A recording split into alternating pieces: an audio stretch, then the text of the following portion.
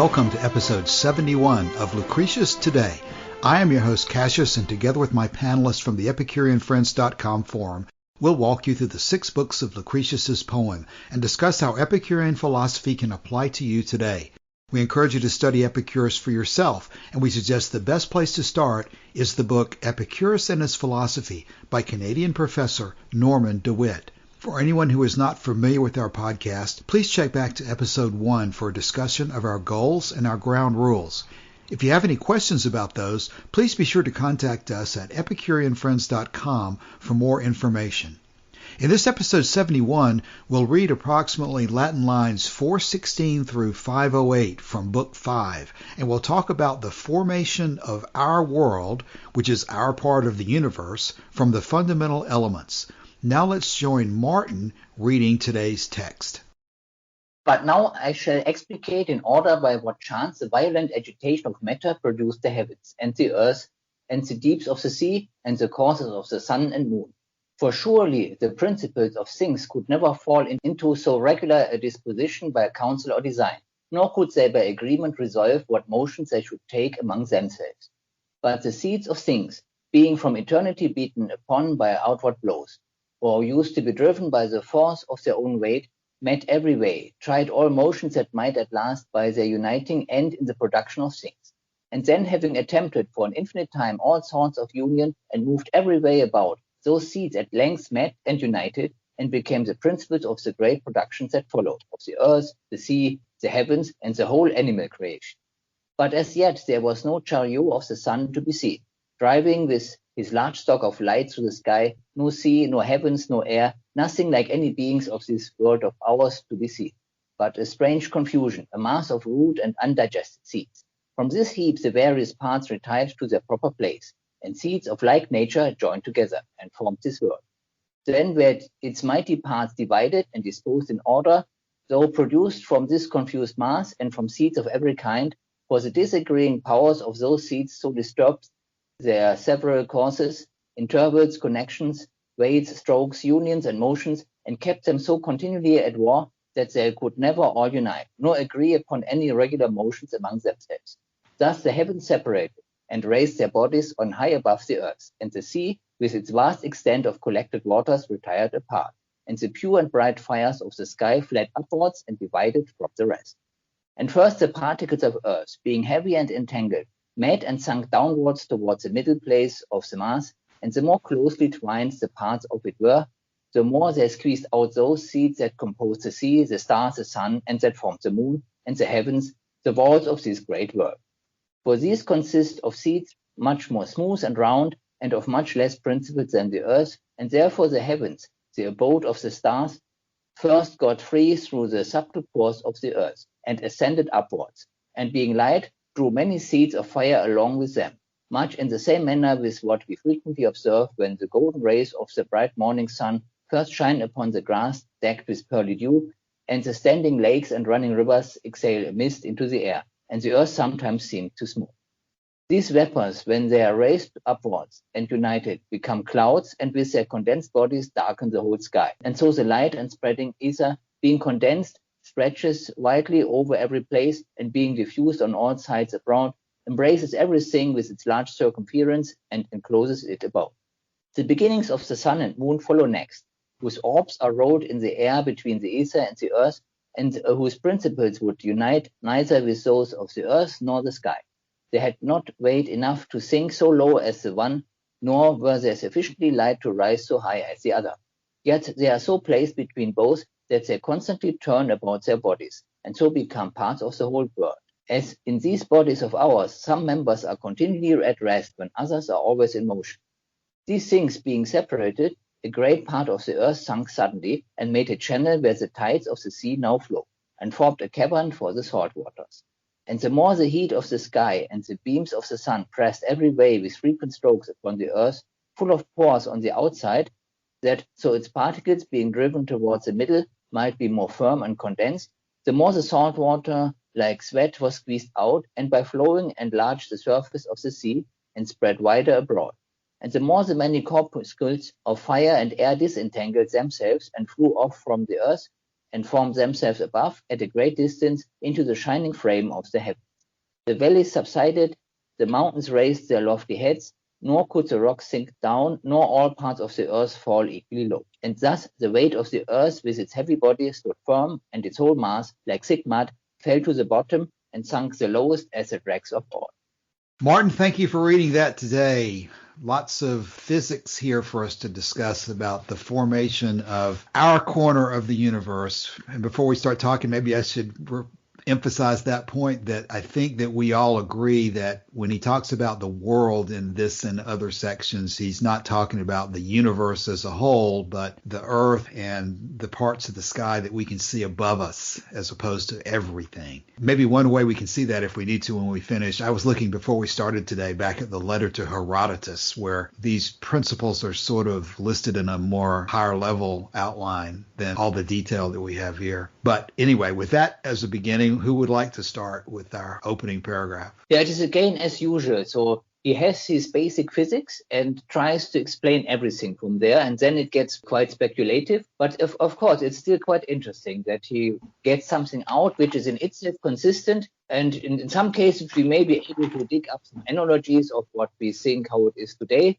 But of course, in total, a lot of the details he comes up with don't really have a reasonable analogy. They're best just taken as it was at the time of his time. The best explanation that could come then, and nothing what would be useful as an actual model of how to describe things. Yeah, I fully agree with Martin. The thought that kept running through my head as I read this was it surprised me how much he could get right and still get so much wrong. Yeah, the thing is, if you want to explain everything, you need to know a lot. That's right. That's a good motto. I like that. It is a very good phrase there. Yeah, and he just didn't have that knowledge about it. So many things which were simply not yet discovered how things come together. We cannot expect them to get things right if they don't have some of the basics we know today. And that's exactly right. And he was definitely explaining a geocentric version of the cosmos, the Earth at the center, the firmament above, the sun and the moon floating between the Earth and the firmament with the stars. So he definitely had a geocentric model of the universe in mind when he was describing all of this. But still, the idea of atoms coalescing and bodies coming together, that's pretty much a basic level of an understanding of how we understand the solar system and stars and planets to form now. Now, see, Don, there's an example. You used the word universe, but I would say that the proper word to use there would be world, which would be, as you're describing, the Earth and the solar system. And the big distinction seems to be that he seemed to think that the stars we see in the sky, he included those with our world, but not as the full universe. It was as if the gods in the intermundia and then the rest of the universe must live on the other side of the stars, it sounds like.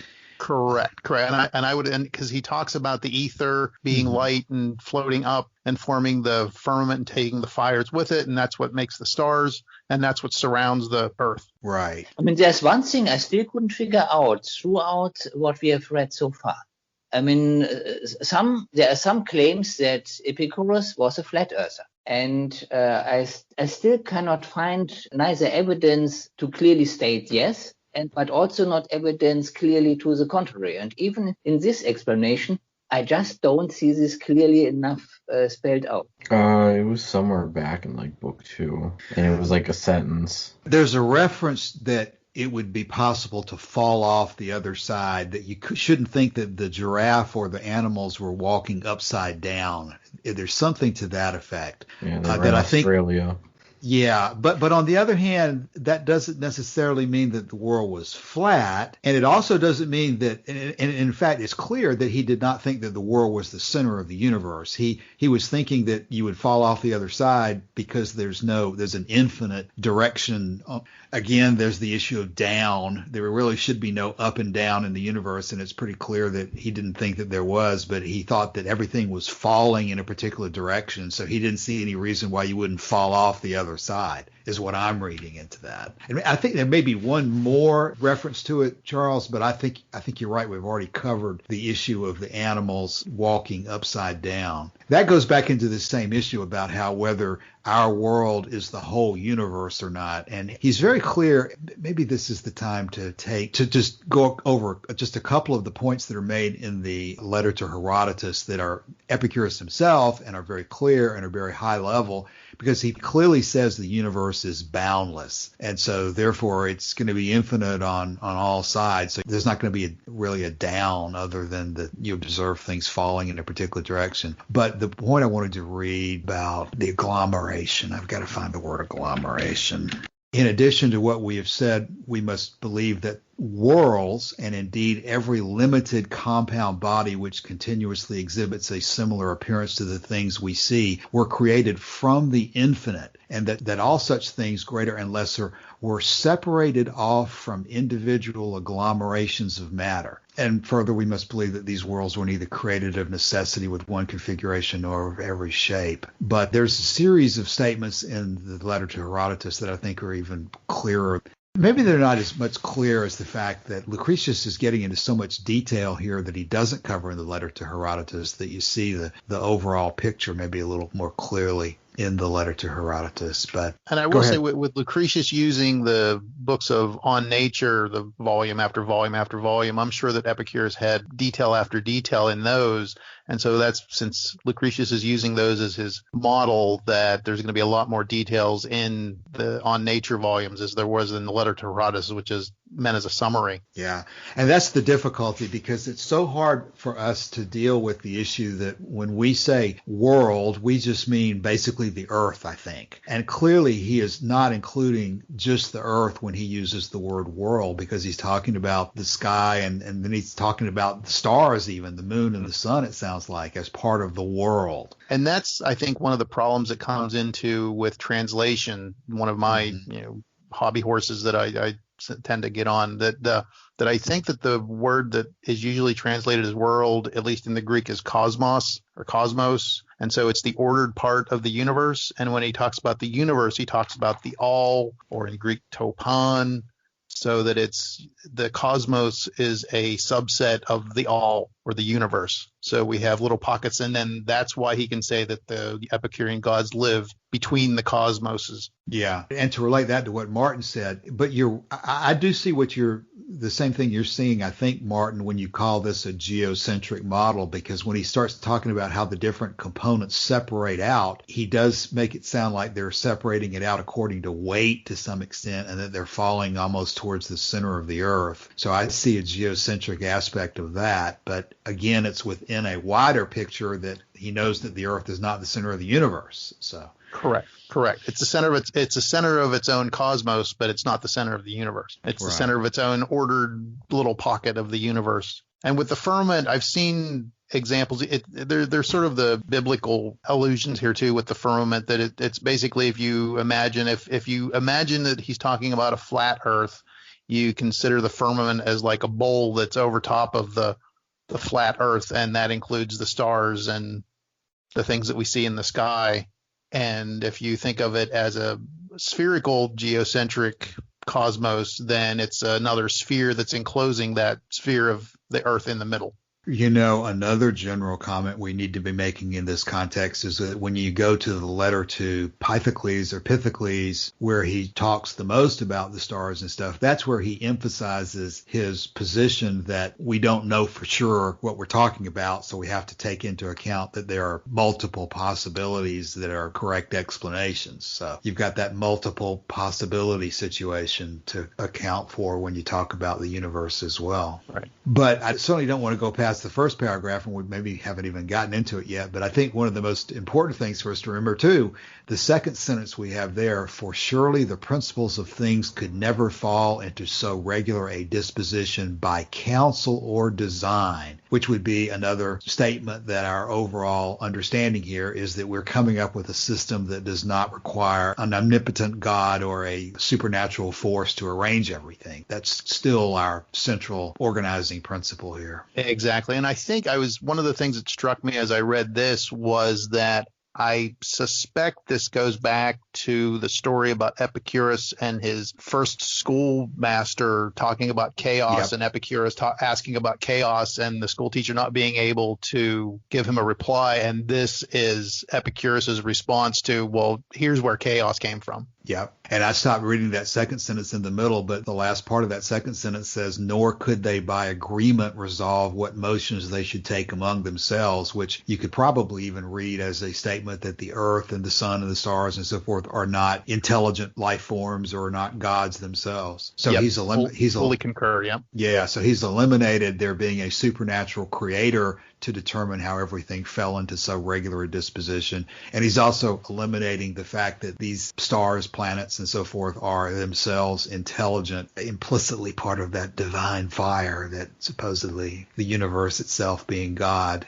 Exactly. And this is one of the reasons that he needs both an infinitely large universe and an eternally existing universe, because you need the time for these things to shake out, basically. Yeah. And you want to foreclose the possibility that there was something different at one time in the past, if you can. Exactly. Yeah. So that was the part that I thought that really echoes what we think of as modern physics, in the way that, you know, the solar systems and the stars and everything come together, that there's just random chance, and that's how things work, from the interactions of the atoms and materials and like atoms coming together and that sort of thing. And that's the part that I found really surprising in a modern sort of sensibility. I've got one more comment on that first section there when he says that, but the seeds of things being from eternity beaten by outward blows, met every way, tried all motions that might at last by their uniting end in the production of things. You know, I wouldn't put too much stress on the way that wording is translated, but I suppose that Epicurus would say also that there's no end to the mechanism that he's talking about. We are today experiencing the same forces of blows and creation and destruction that have existed from eternity under this model. Exactly. And that just echoes the first part that we were talking about in the previous weeks about the destruction and creation and love and strife and creation and destruction and all that sort of thing.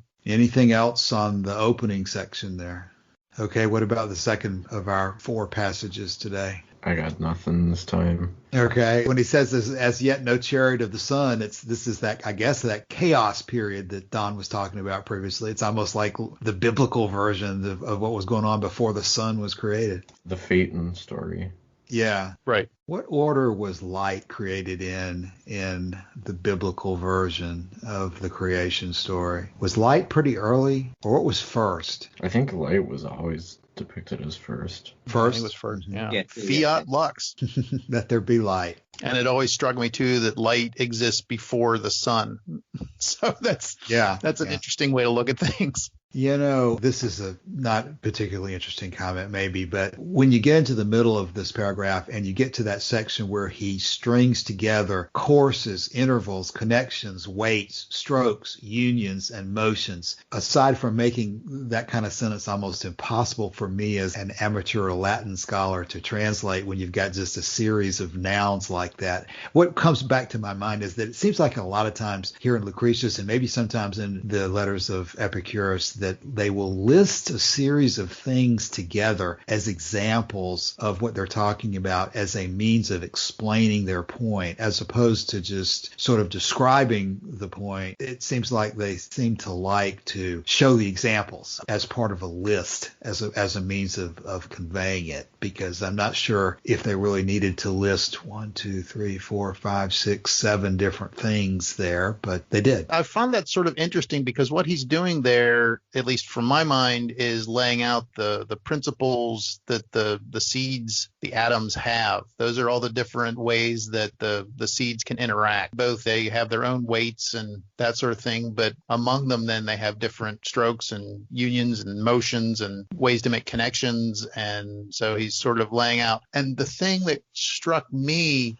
is that the reason maybe that he includes so many of those nouns is that that's the way that they interacted to come together whenever they were just falling at different rates and speeds and things. And those are the mechanisms, the physical mechanisms that were used to bring them together and finally make the cosmos. I think somewhere we came up with a list of I think the commentators certainly, and I can't call it, but there's a list of attributes that the fundamental particles are supposed to have, and weight is one of Was them. it like weight and shape and Is size yeah, I know what you're talking about. Yeah, I don't know whether I think size was one, which is one that I do not see listed in this.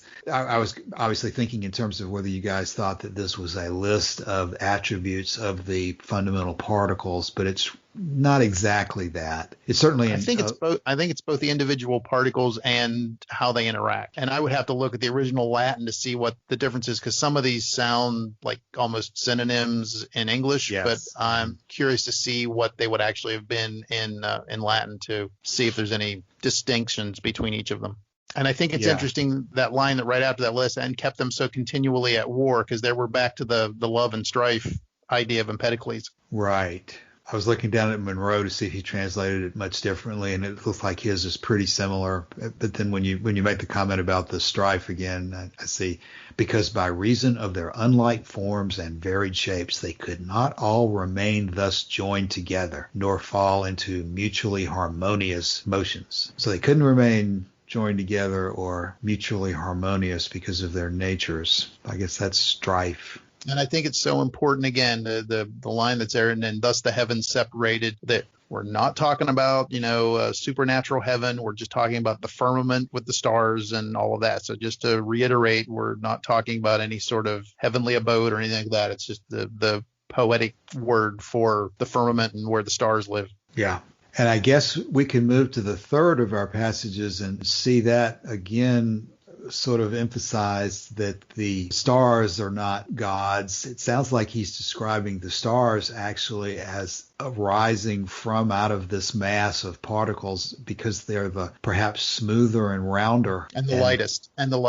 Mm-hmm. Okay, then we have in this third passage the analogy of this process resembling what we see when we see the mists of the morning, that he's analogizing that in this sort of creationary period or initial formation period, the different elements were escaping upward, almost like we see a mist around the ground that then lifts and becomes clouds. I guess that's an interesting point. Is there any accuracy in saying that the mists become clouds? Yes, actually you can see pictures of clouds forming above forest. Aha. This is another important thing to avoid deforestation, because you will get less rain then. Would you say that again? This is another reason why to avoid deforestation.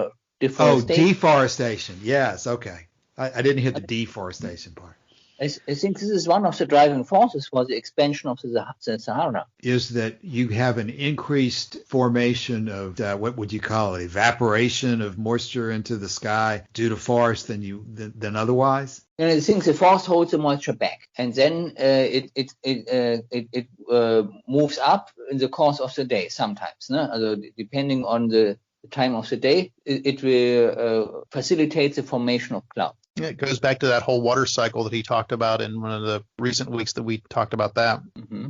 And with your mention of the flat earth versus the spherical earth, the one line there at the beginning of that paragraph about the particles of the earth being heavy and entangled met and sunk downwards towards the middle place of the mass. So if it's towards the middle, it would imply a sphere, as opposed to just settling down would imply a flat earth. But again, I don't think there's anything that gives us a really good, hard evidence whether it's one or the other in his particular model he's using here. Yes. Mm-hmm. This would seem to imply that he would recognize there being a gravity pulling things towards the center of the sphere, but I don't know if he carries that through and integrates it with the issue of everything falling downward. Maybe it's wrong for me to say that he said everything fell downward, but I think he did say that everything fell because of its weight. Mm-hmm. I think he does discuss the weight issue a lot, but he also seems to know that there should be no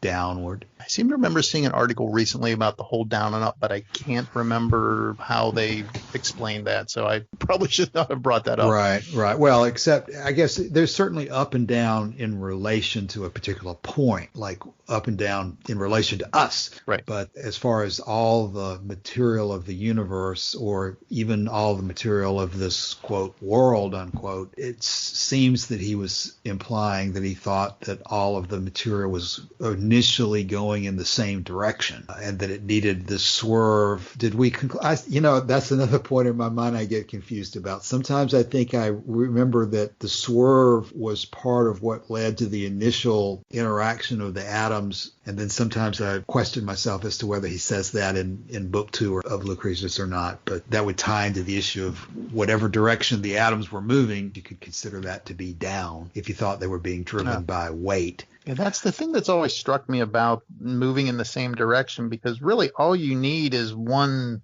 swerve, and it's going to throw everything into helter-skelter anyway. Yes. I thought exactly that question, Don, that it was not clear to me that he would say that all atoms swerve, or that the swerve had to continue from infinity through the end of the universe as well. Because like you said, it would seem like all you really needed was one deviation. But I think Martin at some point has kind of indicated to us that subsides over space, right, Martin? Yeah.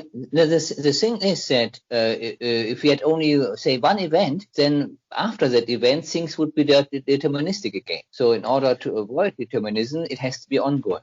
What Don is implying, and what I can also see implied, would be that once you have just one collision, isn't that your butterfly wing that moves the air across the world? And so, the joke I'm making there. It makes a hurricane, yeah. Yeah. But I think you've previously discussed, Martin, that a single collision, as it spreads out, loses its force or something like that, right? That makes sense. Martin?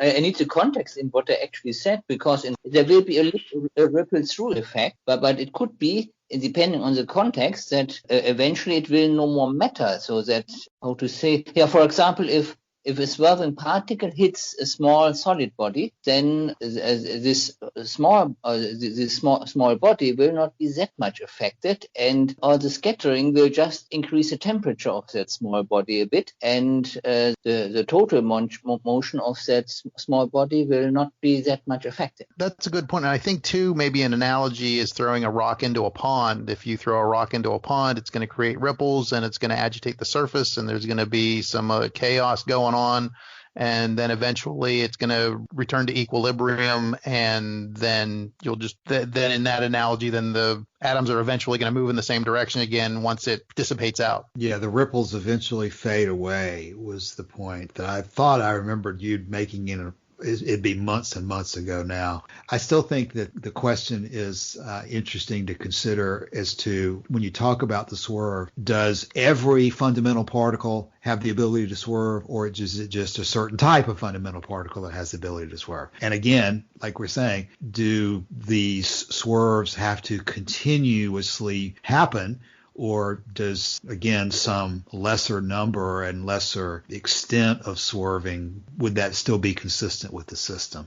Ultimately, I guess it comes down to, when you talk about the theory of the swerve, did Epicurus say that every fundamental particle has the capacity to swerve and is continuously swerving at no fixed time and no fixed place? And I don't know that we know the answer to that. Maybe we do. And it's certainly not continuous. It happens from time to time, but there's no mechanism to turn it either on or off. So once if particle have these characteristics, they will keep doing that from time to time. This is not talked within what we can reconstruct. If we go to the quantum mechanical principle of how we see today, there are quite some differences.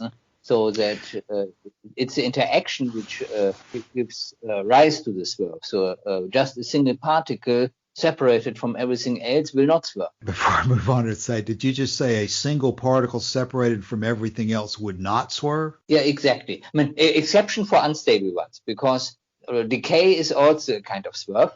And but a stable elementary particle separate from everything else will not swerve. Okay, now you're talking about modern science. Yes.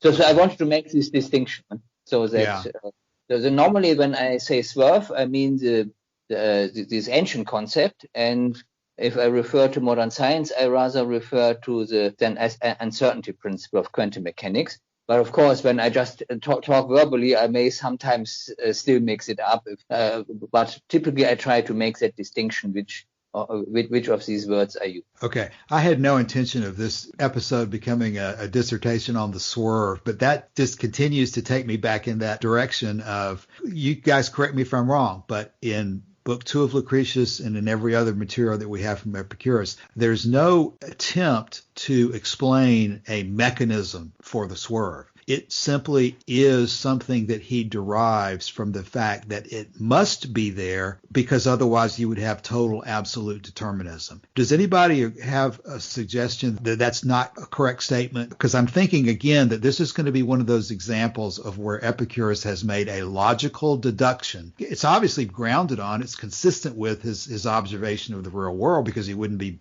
even discussing it if it were not. But he clearly is making a speculative deduction that he's not even suggesting a mechanism for. These other times he suggests a mechanism. In fact, that's what we're discussing today completely, is a suggested potential mechanism for the formation of the Earth. But as far as I know, there is not even a suggestion of a mechanism for the swerve in any of the surviving texts. Do you guys remember that differently? No, actually there's very little on the swerve, so definitely not whether only some kind of particles have it and others not, and it's nothing at all on the mechanism. But it's clear enough, it's something what for those particles who do it, it's something what randomly happens. Don, do you remember that differently? No, I concur with how you're remembering it. And not that I'm trying to get a consensus or anything or taking a poll, but Charles, do you remember anything differently? I'm trying to get the best of our resources here drawn to the battle line for this question. I mean, I think so. Okay. Still a little tired. I haven't been talking much. Yeah, no problem.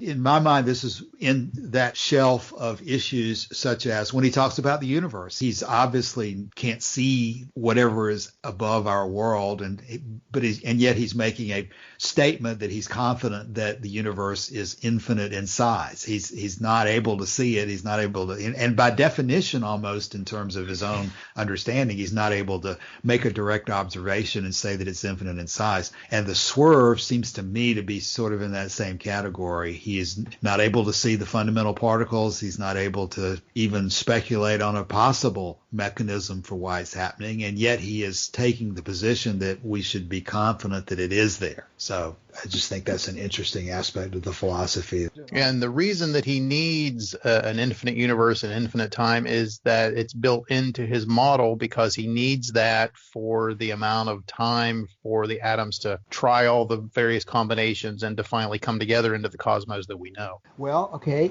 does he really need an infinite amount of time? Because as we said earlier today, isn't this process still ongoing even under his own theory? And so it's going to continue infinitely on into the future from where we are. So, yeah, I see why you brought the point up. I think your mic may have switched. I think we're getting the static again. Okay, it did switch. It swerved. Without any intervention from me at all. Does that sound better now? That does. Okay. I have no suggestion of a mechanism other than my own user error and incompetence on this side. You heard this is a little bit of an aside, but have you heard about the whole idea of cosmic rays, like changing bits in computers and actually making changes in readings and things like that? Well, now, if I had heard that, Don, I would have been hitting Martin with that for weeks and weeks about the images from the gods if I had heard that. So, no, is that a theory that will allow us to incorporate that into the images from the gods, or no? I don't know whether it would do that, but I've actually heard some legal cases that have been decided that it was I think it was an election case that it changed a bit. Cosmic rays did? Election. Okay, let's go back to Martin. Let's go back to Martin and discuss cosmic rays changing bits in computers. I think in the past they could do it, but of course the semiconductor industry figured it out that these sudden unexplainable changes of memory states were caused by they are not only cosmic rays, but by also surrounding radioactive decay. And so they hardened the circuitry against it. So only the very rare event that an extremely high energy particle really from far away in the cosmos, which normally do not make it to the surface of the Earth, if they hit it, they could theoretically still do something. But that means if this was a recent case, I would question the rationale against this, unless it can be proven that that the circuitry was analyzed in a lab similar to the one I run, so that this circuit was already damaged.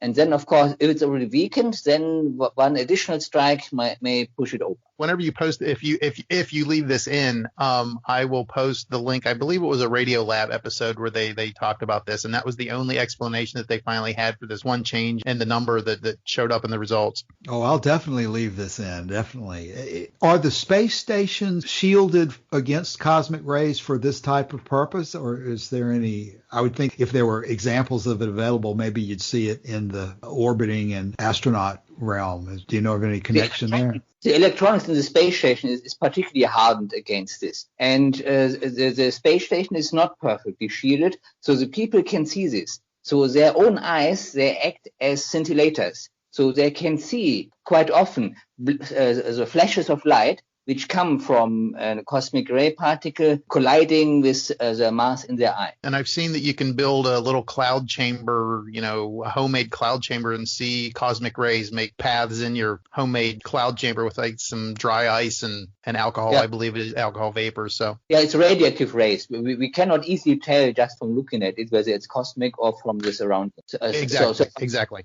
But what we can do is, if we do some experiments with selective shielding and orienting it, then you can eventually make a guess.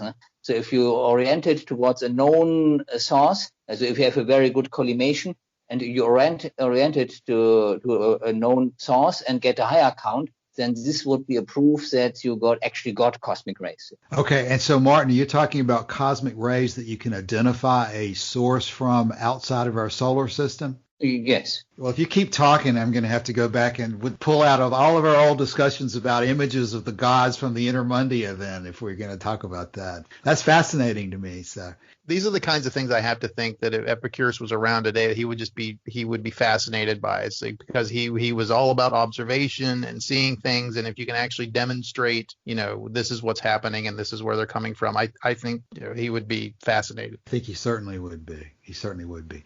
Well, we got off on that particular tangent by the issue of whether he needed, emphasis on the word needed, to have an infinite time in the past in order to have all the elements come together into their current situations. And I was making the point that I'm not sure he needed an infinite time, because of course where I'm going to go with that is, it seems to me there's a pattern. He could have taken the position, probably like Martin will remind us of, that if it's just an extremely long time, you had plenty of time, if it was extremely long enough, for these elements to come into their current positions. But he seems to me to be going further than that and taking a affirmative position that the universe is infinite in time when he actually did not need to. So the issue of taking a position that you don't need to me, leads in very interesting directions. But go ahead and tell me, Don, if you agree or disagree with what I just said there on the issue of needing to. I can see where you're coming from.